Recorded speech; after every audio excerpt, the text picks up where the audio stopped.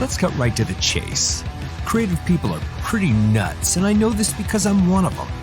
If you're like me, you wonder, how do people get over the issues we face? That's what this show is all about. Think of each episode as a warm bath for the soul.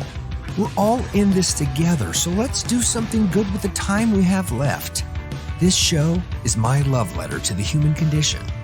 This, my friends, is Sentimental Illness.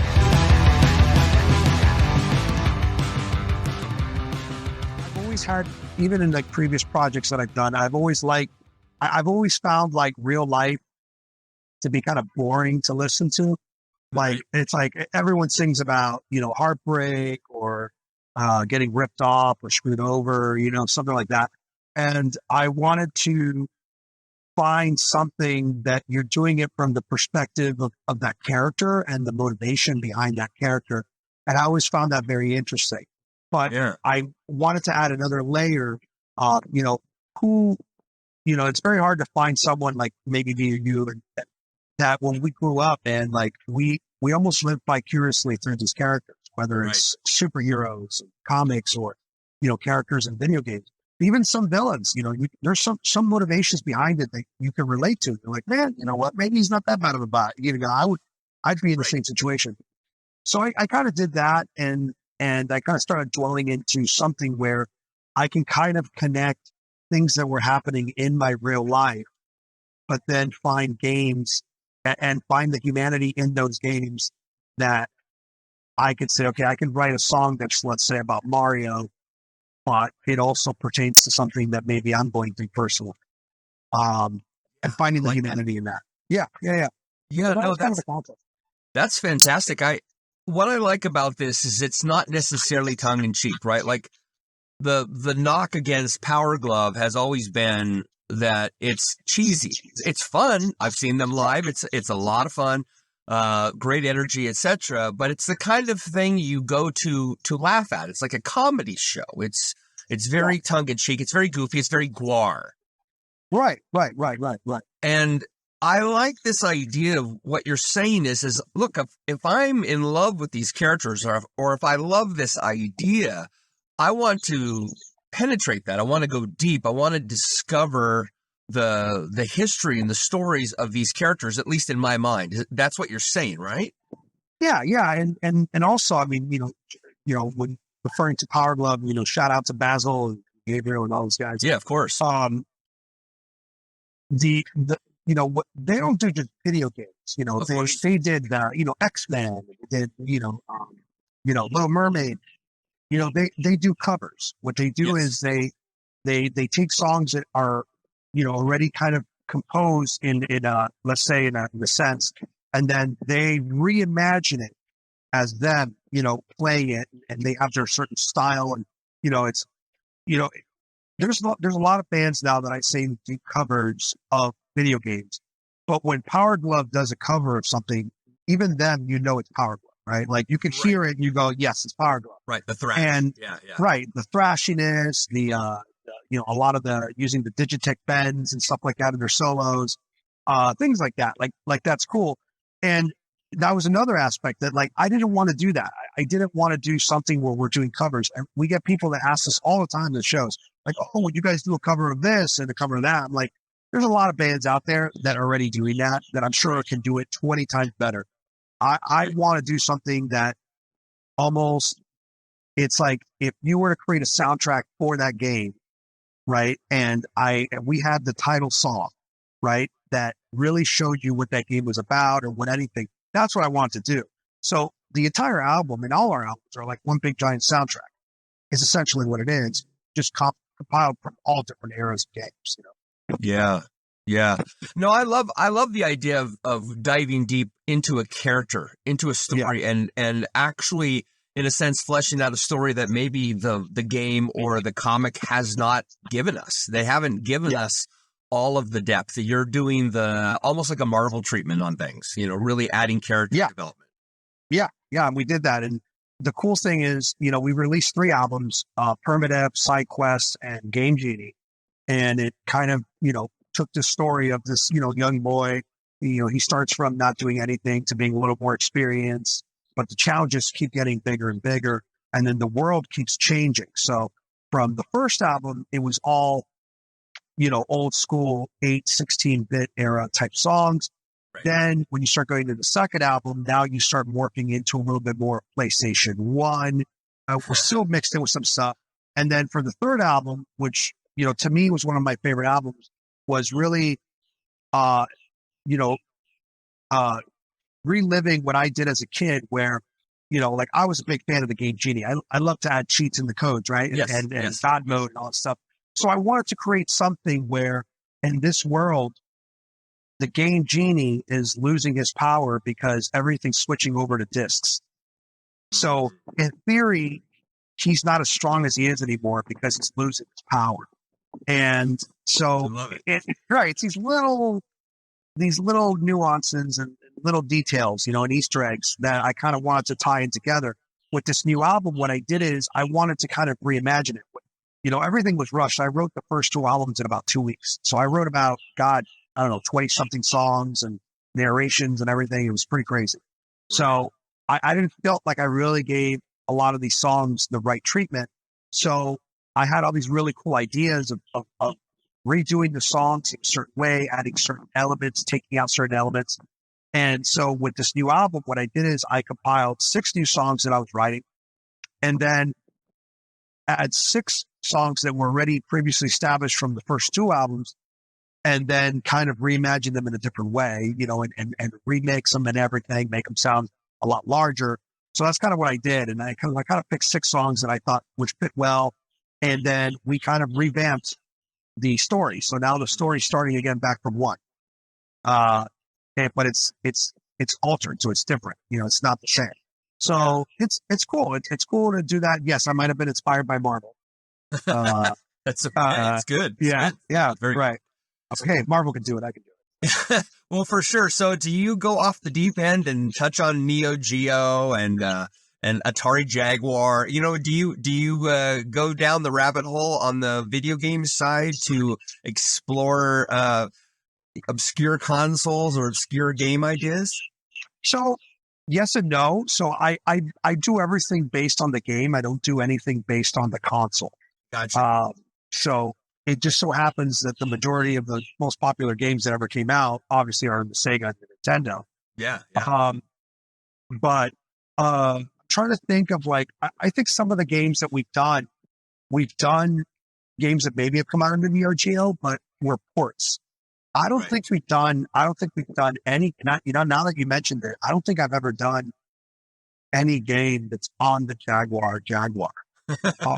Well, I was going deep, No, that's good though. That's good. You keep me on my toes. I'm like, now my wheels are turning now and I'm like, oh my God. So good. I can help you with that. A Coleco too while you're at it, Oh my God. Coleco. I hated that console. I had an Atari. I mean, I was already, I don't know, 8 years old when I got my hands on one, but I couldn't get it. I mean, by that point, I was already used to the 2-button system, which is crazy for us to say that 2 buttons was the advanced system. I know. But now it's like 36 buttons wrapped around your hands. Yeah, it's actually why I don't like modern video games. I'm not a fan of it at all. There's too many things to think about. Too many options. It's like Netflix. I don't like the options. It's too much. Yeah. No, my guitar player is like that, man. Andy, he's also like one of my writing partners. He's on his Switch and all these systems, and he's like our video game historian. So anytime that there's any question or any dispute about something, or I can't remember something, you talk to Andy. Andy can tell you exactly when the game was created, who created the game. Like he is like really into the whole lore. So it's great. It's like a Wikipedia for him. But yeah, no, you got me stumped on that Jaguar thing, man. We got to go back to that because now my brain is like, man, there are some good titles in the Jaguar. Yeah, there's a lot of stuff from in the mid '90s that made a brief appearance. Sega CD, you know what I mean? At the end of the '90s, early 2000s, obviously I have the Dreamcast, which could have been monumental and just could not find the software support or the promotional support Yes. from Sega. I don't Right. know why they would create such an incredible console and completely abandon it pretty much on day one. It was stunning how much they dropped the ball on that. Well, I think they released the Saturn, the Sega Saturn. Right. That And was then another one. Right. And then the Sega Saturn was like losing its butt to the PlayStation. Yeah. And I think to the 64, because I think the 64 still had some legs. And then they panicked and they went over to the Dreamcast, which I think is, like you said, it's a fantastic console. Some of the games that came out on that system are just amazing. Yes. And Amazing. Yep. And it's probably one of my favorite consoles that I still play to this day. And I have both of them. I do have the original one, and then I have that nice, sleek Sega Sports black version. Nice. Yeah. So I got those. But yeah, that's my favorite console. But let's go back to that Jaguar thing, man. We gotta for sure. we're gonna figure that out. We're gonna get back. So hopefully next album will happen. Okay. Well, I like the sound of that. I like the idea. Gotcha. From what I can tell, it seems to me that Sonic, of all the game mascots out there, seems to be the one that you're most drawn to. Am I correct in this assumption? I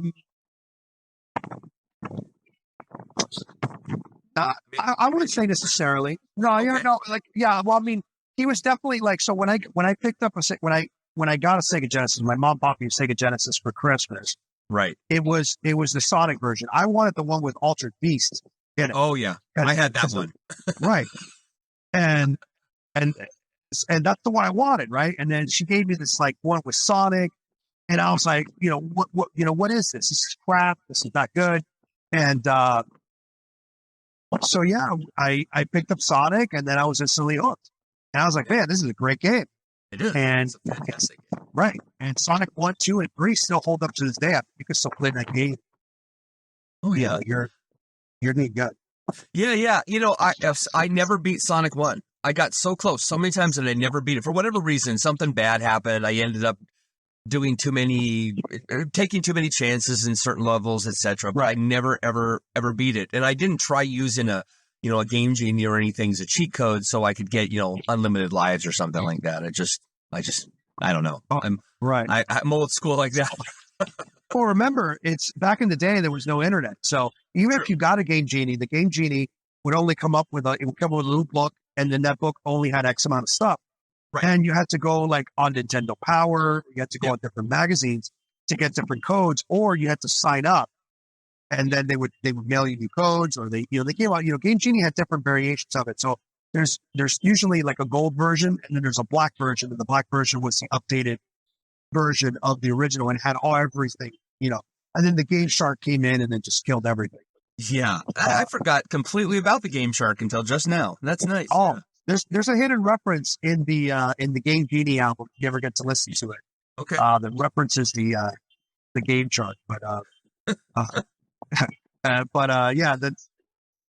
yes. I to go back to what you're saying, I think I mean when you look at everything, I would say Sonic probably would probably be the most iconic character that I could kind of relate to as well. He's a little bit of a hothead, and he's not, I don't want to say cocky or arrogant, but he's very confident, what he does and against the odds. So yeah, I think he's a good mascot.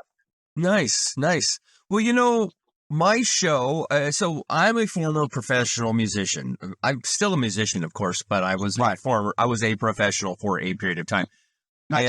And so, I have an affinity towards certain things. I have a snobby attitude towards certain types of music, etc. Right. It's not always good, but it's the way of things. However, I've discovered over the last 30 years that all musicians tend to be a bit crazy. I shouldn't say discovered. I've just whittled it down to the obvious, right? Which is we all have some sort of something stuck in our craw. We're all a little wild-haired. We're all a little bonkers. We're all a little expectant. We're all a little petulant. What is it about what you're doing as a musician that sort of satisfies you or scratches the itch of maybe not being a somebody in the business, right? Because I think like everybody who comes up, they learn an instrument, they have certain motivations, things they want to accomplish in their career as a musician or as a performer. It's Right. not necessarily fame, but it's something. They want to be heard. I guess what I want to know is what was the trigger for you to, gosh, I'm sorry, I've completely lost this. I hate this when this happens No. It's okay. because I had It a was specific what thing itch, and I knocked it. Yeah. what itch do I get from performing? That's not necessarily the fame. Yeah. How do you, I guess what I want to know is how do you scratch your crazy person itch with the music you're doing, or what is it that you have yet to do? Maybe that's what I'm looking for. Well, my mom used to say when I was a baby, I would hang on to the crib. I would in the middle of the night, and then I would just move side to side and just sing. And so I was always a very very self conscious. I was picked and bullied in elementary school, and but I always liked to sing. I remember I used to I got a little tape player, those portable tape players, and I would listen to the radio, record some of these pop songs, and I would emulate them, like Michael Jackson. I would listen to a lot of Whitney Houston and just all these artists, and Prince. I loved Prince, and I would listen to it and Elvis. Essentially, I would just imagine like I was on stage, and I was them. I was, how would they interact with the audience? What would they do? Those types of things. And so I kind of studied that. I spent years studying, but I would never sing in person. I never wanted to do anything. I was always afraid to record myself singing or never wanted to do it. And, but when I was 16, 17, I was able to join a band, and I didn't know, I never played into a band or anything. And my friend's like, hey man, there's this band looking for a keyboard player. And, don't you play the keyboards? And I was like, yeah, sure. I didn't know how to play keyboard. I was like, yeah, sure. He's like, well, they're having a rehearsal like on Friday in like 2 days. So if you want, you can come in with that little Casio keyboard that you have. You can audition. Oh, okay, sure. So for 2 days, I had to figure out how to learn, how to like compose notes together because I had no idea. I've never been musically inclined. So I went in there and kind of BS a song together. They loved it. They said, hey, do you want to join the band? I said, did I just bamboozle these guys? And so I did that. But then when I was on stage, I realized that I wasn't like a regular keyboard player. Like I was, throwing the keyboard over my head. I would throw it into the audience. Like I was just crazy. And I just love the theatrics. It's just the over the top. And I love the compliments. They're like, bro, you're not like a regular keyboard player. Most keyboard players are just like standing there doing this and playing a million notes. And I was like, man, I'm playing 3 notes, but I'm throwing things and doing things and playing it behind my head. And this is not with a guitar. This is with like an actual keyboard. Right. And I love that. And then I realized the singer, and I was like, man, like I just want to be out front all the time. That's what I want to do. I want to be that guy. Like he's one of my best friends now, but I was like, man, like I could do better on stage. I just had that itch. I was like, man, like it's almost like watching a football player watching a game, sitting from the sidelines and saying, oh, like I could have done that play. Right. And so that's what I did. And then eventually I kind of did my own band, and then that band did its own thing. And once I got that performance itch, there's nothing like it. Like I don't get scared of going on stage. When I go on stage, I'm someone different. I'm in a different world, and these are my friends. And so that's kind of the thing. So I think it's just the ability to be able to entertain people. I think that's what I get, you're serving other people for that hour, 30 minutes, however we're playing. You forget your problems at home. You forget, who you're affiliated with and who you're not. Like right now, this is about having a good time.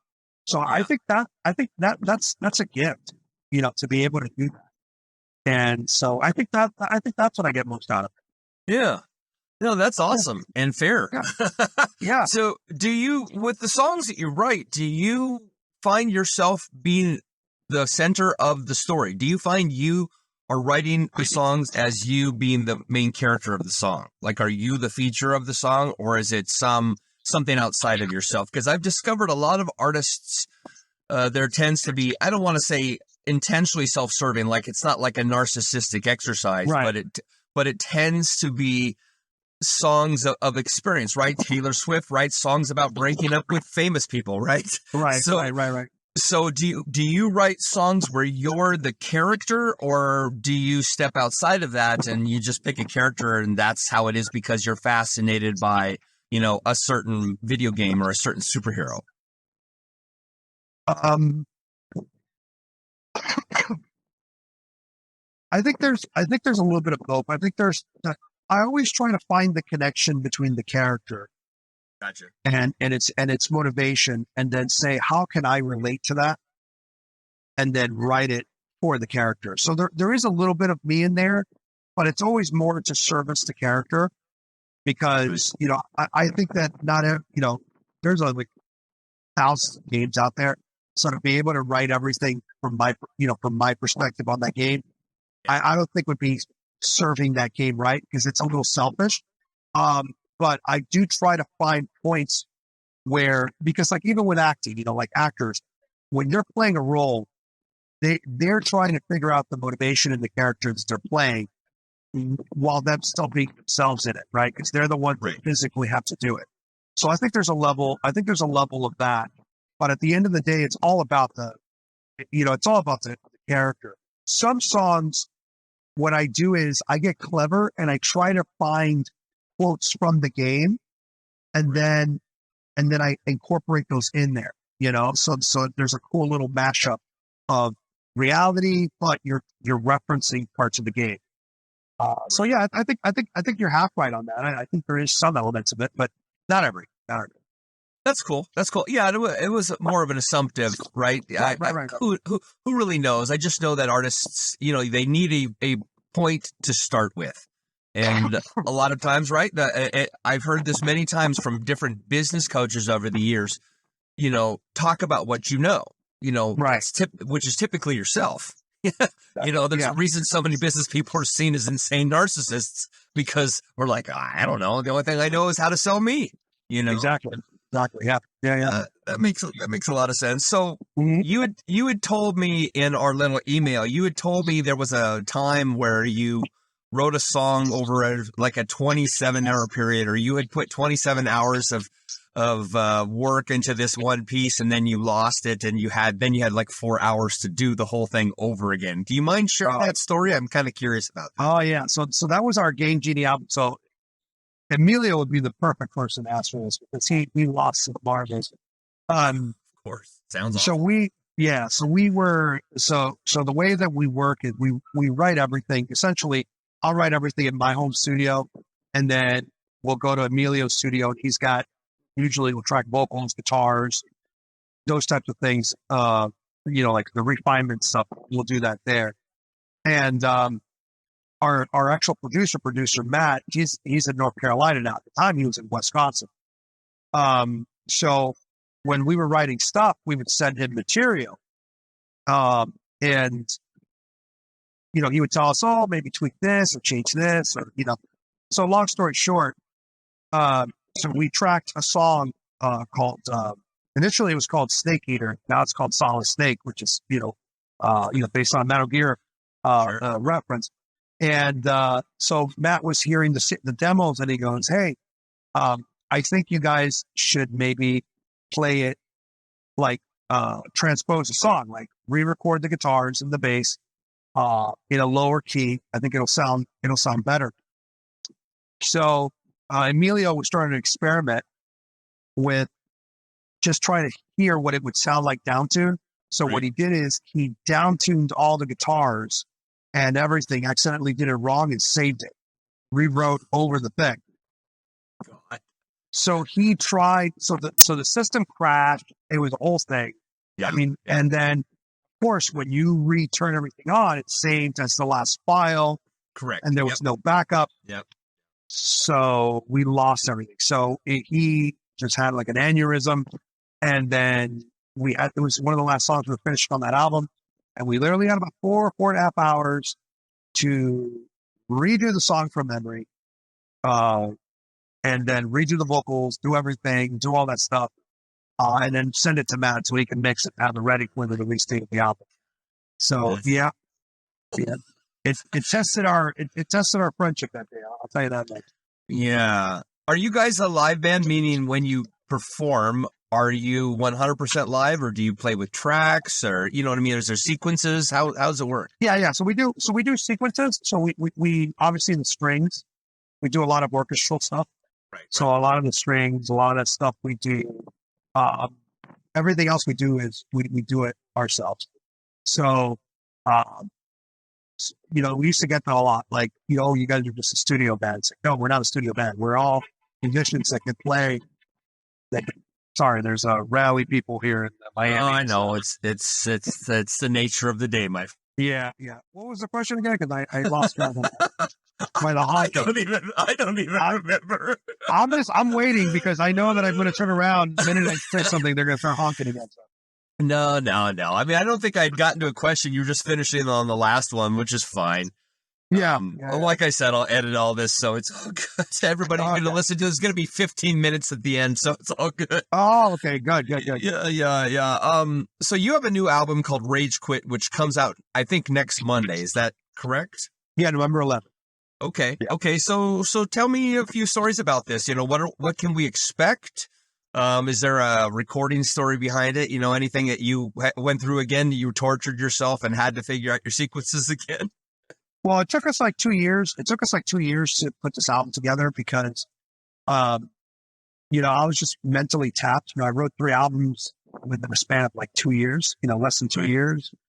And so I just felt there was a lot of material. I really wanted to focus more on doing shows. We don't do a lot of shows, and we don't have a lot of time just because all the guys are constantly playing. So like Emilio is, right now as we speak, he's on tour with Ingve Malmsteen. So he's his bass player and tour manager. Yeah. My friend just saw that tour. So you did? Yeah. Very cool. It took some photos, showed the stage, how it's sort of offset because of the amps, the way that Ingve has the stage set up where you've got all the heads on the stage. Yeah.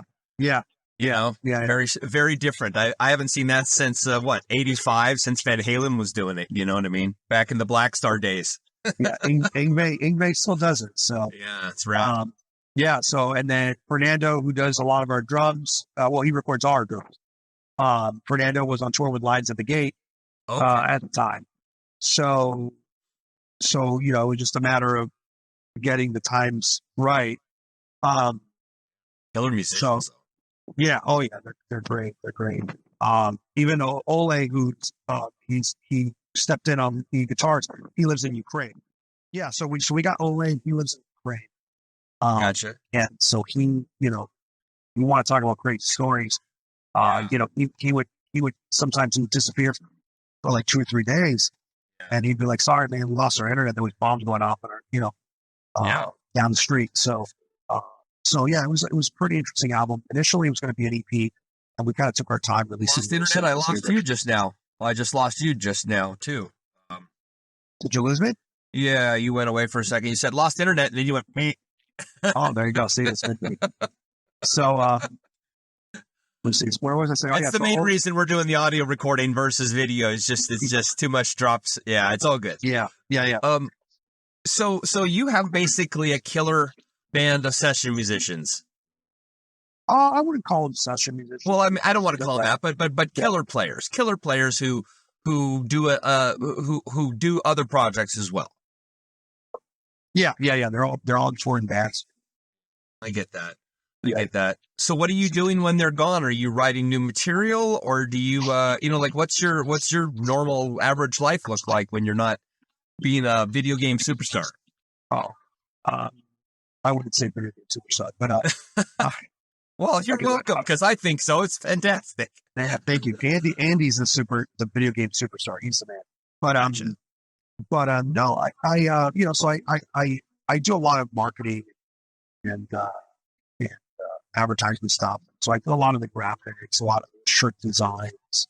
I do a lot of the, I was doing a lot of the booking, a lot of the PR and all that stuff.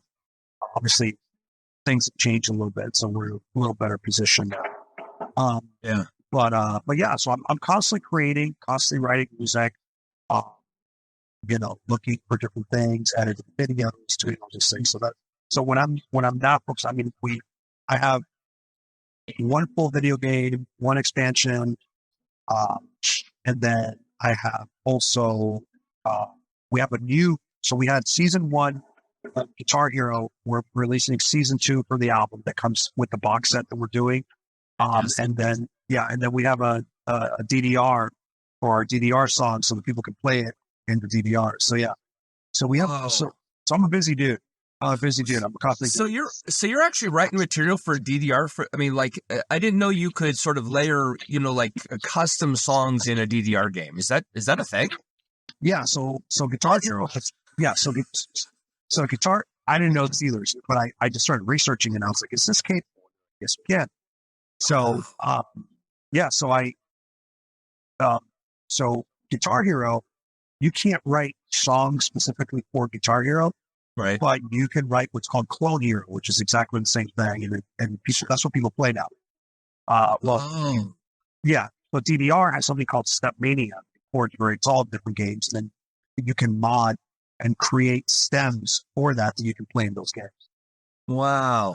Oh, that's so cool. That explains a lot, because I've seen a lot of videos online of guys performing songs by friends of mine. And I'm like, how did they get the stems for this? Like, who gave them? You know what I mean? Like, trying to figure it out how they got that. But that's fantastic. And I didn't know it was a thing that, you have access to. It changes the whole dynamic. Yeah. So every time we release a song, we release it as a Guitar Hero or a Clone Hero, so people can play it. When we do our live shows, we have a whole Guitar Hero setup where people can play our songs. So if they've never heard us before, they can play Guitar Hero and kind of listen to our songs and see what we're about. Yeah. Sweet. Wow. Okay, so I've got 11-year-old twin boys who I know would love to play your music on Guitar Hero. So now I got to pick up Guitar Hero. Damn it! It's on PC, so you can download it. It's free, and you just plug in the Guitar Hero guitar right to the PC, and they can play to the heart's consent. So yeah, that's freaking rad, man. I had no idea. I love it. Yeah. I love it. Thank you, man. Thank you. Well, okay, so before I let you go, I want to know something about you. Sure. Of all the things you are, what do you think you are the most? Meaning, like if I were to say, hey, Ray, tell me, your 5 best features, as a musician, as a performer, as a friend, maybe as a father or a husband or whatever. What are those 5 things? Like, can you name a couple of cool things about yourself that 100% are true about you? I would say driven, passionate, energetic, loving, and an asshole. Well, I was going to say that if you didn't say cool, but okay, fine. Yeah. And you got to be, man. You got to. Well, yeah. My wife is always telling me to mellow out. And I'm like, are you freaking kidding me? You don't get anything done if you mellow out. If you slow down, people will step all over you. They just, whoever's stomping is the one that wins, man. I live on 3 hours of sleep. Yeah. So I'm constantly doing stuff and I constantly travel. So I don't have time to negotiate. So it's just okay, this is what I need. This is what I'm willing to give. And can we meet in the middle? Can we? Yeah. Great. Let's move on. No? Okay. If that makes me an asshole, then, it is what it is.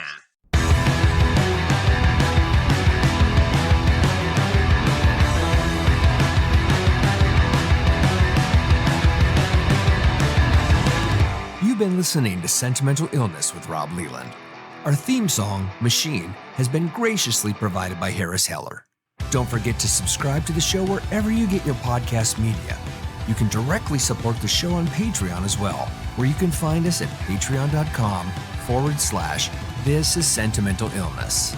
It also helps us a lot if you rate the show online. So jump out there and give us 5 stars. And lastly, always remember, your mind will overthink everything, but your heart can never love enough. See you soon.